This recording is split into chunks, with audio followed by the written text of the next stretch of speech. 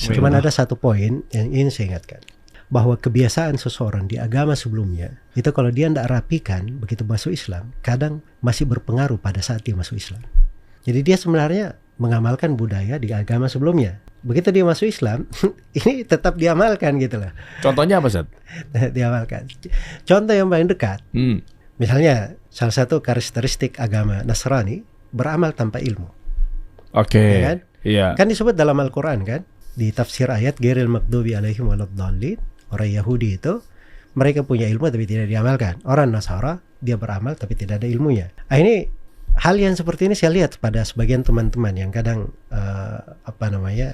sebelumnya dari agama Nasrani ya, masuk ke dalam Islam, kadang bahasanya jadi ustadz, jadi penceramah gitu, tapi tidak pernah ada histori belajar sebelumnya.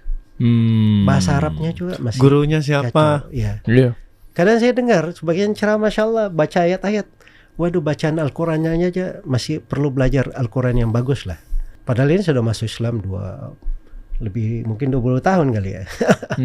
Terus kadang juga dari sebagian saudara kita ini sudah mengambil majelis dilihat oleh banyak orang atau ratusan orang, tapi histori belajaran nggak ada, cuman baca buku sendiri. Ini bukan budayanya umat Islam. Yeah. Itu di agama sebelumnya harus dia perbaiki, itu harus dia rapikan. Di umat Islam ilmu itu terhormat, diambil dari guru kepada guru, bersambung kepada Nabi Sallallahu Alaihi Wasallam. Nah, begitu cara belajar. Kita nggak ada namanya di dalam umat Islam itu dia pandai baca sendiri, nggak ada. Yang ada itu orang pandai dia berguru. Nah, itu di histori belajar yang benarnya. Nah, kalau dia berguru, dia akan tahu warisan ilmu itu kayak gimana. Nah, cara membahasakan ilmu itu kayak gimana. Betul, sekarang ini ada bahasa-bahasa, mungkin banyak dari teman-teman kita punya retorika bagus, hal yang bagus, itu disyukuri ya kalau ada hal yang seperti itu. Tapi saya sarankan supaya menambah dari belajar ilmu agama. Kemudian kita berusaha lah, kebiasaan-kebiasaan masa lalu kita putus semuanya kan.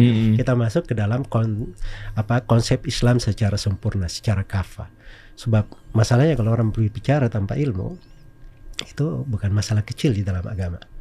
Iya, karena dosa yang terbesar di dalam agama itu dikatakan wa antaqulu 'alallahi ma la ta'lamun. Kalian berucap atas nama Allah tanpa ilmu. Allah Subhanahu wa taala berfirman, "Wa la taqfu ma laysa laka bihi ilm, inna sam'a wal basara wal fu'ad kullu ulaika kana anhu mas'ul." Jangan kamu berhenti di atas sebuah perkara yang kamu tidak punya ilmu tentangnya. Sungguhnya pendengaran, penglihatan dan mata hati semuanya akan dimintai pertanggungjawaban.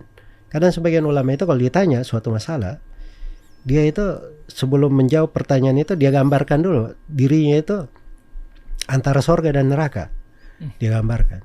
Terus dia posisikan dirinya ini sekarang menjawab ini mewakili Allah, ya kan? Ini syariat Allah dia jawab. Kira-kira bagaimana posisinya dia berbicara di situ? Dan kadang sebagian alim dia kalau menjawab, sebelum dia menjawab pertanyaan dia lebih memikir dulu dia ini selamat nggak di depan Allah atau tidak kalau dia menjawab. Nah, itu hal-hal yang seperti itu makna-makna dari ilmu. Kadang tidak terlihat pada ulama. Dia menjawab kadang tertawa, membaca, tapi itu ada di hatinya, ada di ada di dalam kehidupannya.